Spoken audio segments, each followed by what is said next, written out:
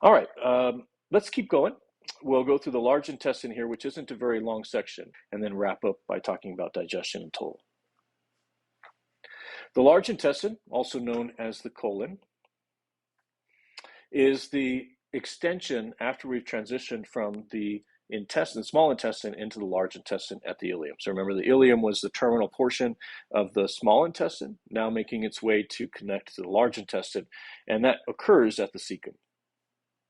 The colon itself, as it's making its way through the body, so the cecum, the ileum, and the appendix are all basically located in what would normally be in your old medical terminology in the right lower quadrant. But really, this is going to be present primarily in the right lumbar and a little bit in the hypogastric region with our 9 regions.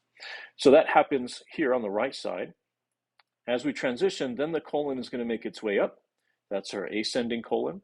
The colon crosses over the abdomen just about the middle portion of our umbilical region, and then crossing over into the left lower hypochondrial upper left lumbar region. The descending colon, so this is ascending, transverse, descending, we're going back down. And then to get to the point of the rectum, there's a little bit of a squiggle here called the sigmoid colon. So that's the general outline of the large intestine. So you can see it crosses over almost all of the regions except for primarily the right hypochondrial. It's below the epigastric region and is on the border of the left hypochondrial region in its presence in the body. The rectum is the terminal portion that will then go to the anus or the outside of the body. Now, the large intestine does a few things for us. One is it's going to start resorbing any remaining water that wasn't absorbed in the small intestine, because most water is absorbed back through the small intestine for hydration purposes. We kind of dry out that mucus, we dry out the fecal matter, and we turn it now into compacting fecal matter that will create the structure that we're all aware of, or stool, or the result of a bowel movement. So as it slows things down, though, its structure, again, gives rise to its function. When you look at the colon in a diagram here in a moment, we'll see that it has little pouches along the way that allow the fecal matter to get pushed into it and then compacted before it moves on. So it's kind of a packing organ in the sense of packing our fecal matter so that it isn't always diarrhea. Otherwise, without a colon, basically the person always has diarrhea present. So again, here you can see the colon starting down here at the ileum, the cecum, and making its way down to the sigmoid colon. So again, we have the ascending colon. I don't see the diagram here, but we have the transverse colon,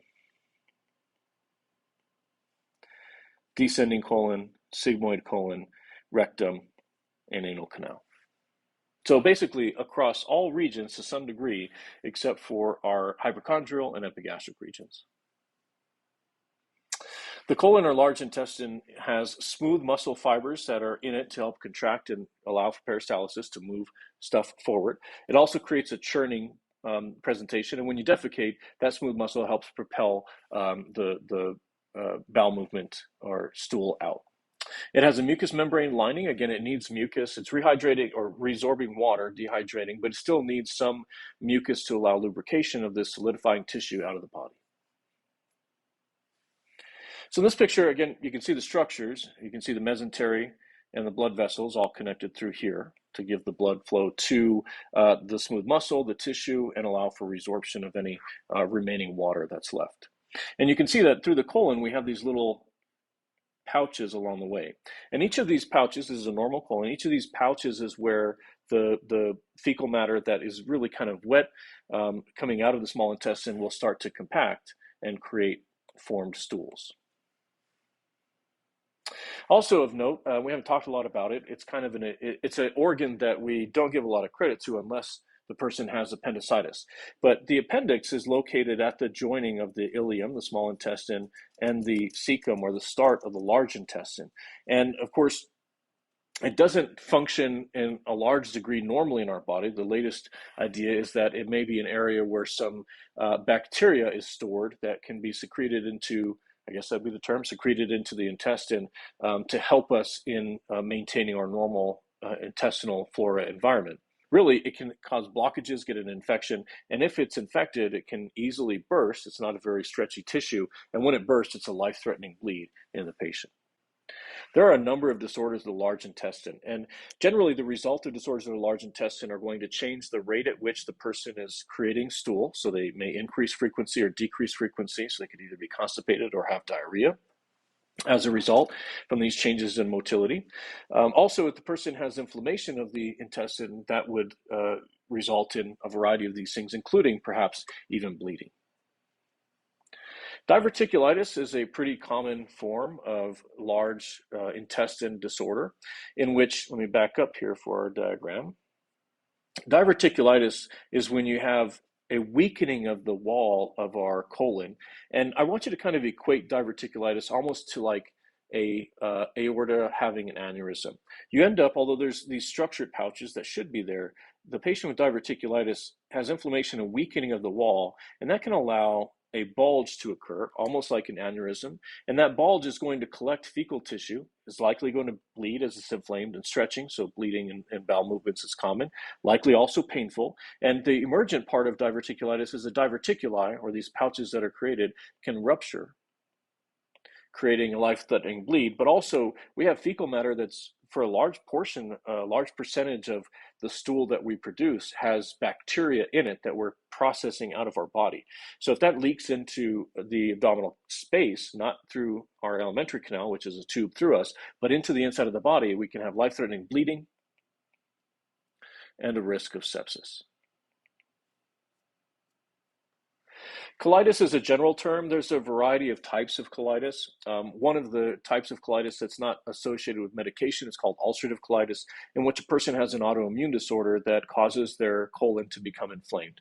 I actually had ulcerative colitis until I had my colon removed at the start of colon cancer in my history, and very painful, lots of bleeding. However, colitis can also be the result of patients taking medication and cause inflammation or things like toxic megacolon. Colorectal cancer is very common, especially in industrialized nations, thought to be because of a over-reliance on meat, not enough fiber and plant-based material in our diets, and the processed components of chemicals that are placed in food for us to eat. Colorectal cancer is something that has a high fatality rate, especially in men. But if colorectal cancer is found early, can often be effectively treated. The challenge, though, is that because it's not always caught early through the use of things like colonoscopy or pill chems in today's world, it's found when it's progressed and the patient has cancerous tissue that's creating polyps. If those polyps are malignant, then that cancerous tissue will spread, and it can spread throughout the body and kill a patient rapidly. So again, remember that colon cancer has a very high fatality rate when it's not discovered early. But if discovered early, we have many interventions that can be utilized, including, in my case, after chemotherapy, removing the colon altogether, which is mostly curative, although I got Crohn's disease afterwards, but I'll take that over cancer. So wrapping up some of our final structures of the GI tract include the peritoneum. We've kind of talked about this. The parietal layer of the peritoneum is the membrane that's lining the inside of the abdominal cavity.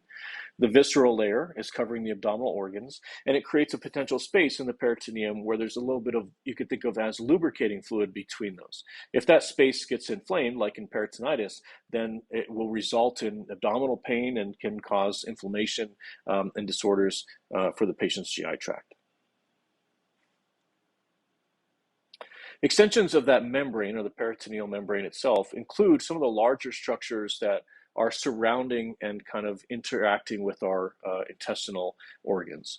The largest portions of the peritoneum extensions are the mesentery, which we've seen a little bit of in a picture, and the greater omentum. The greater omentum, which we kind of briefly mentioned, in the terminology of greater omentum, it's talking about this being like a lace apron. Think of its like visual structure. If we could peel back the abdominal wall and leave the greater omentum intact, it would look like a apron draping over the intestine and the lower portions of our colon.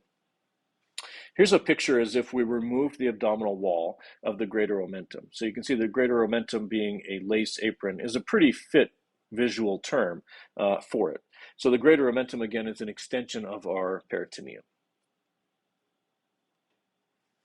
Peritonitis is just mentioned. Peritonitis, inflammation of the peritoneum. It can cause certainly inflammation, but can also be associated with infection and can spread through the rest of the body as well.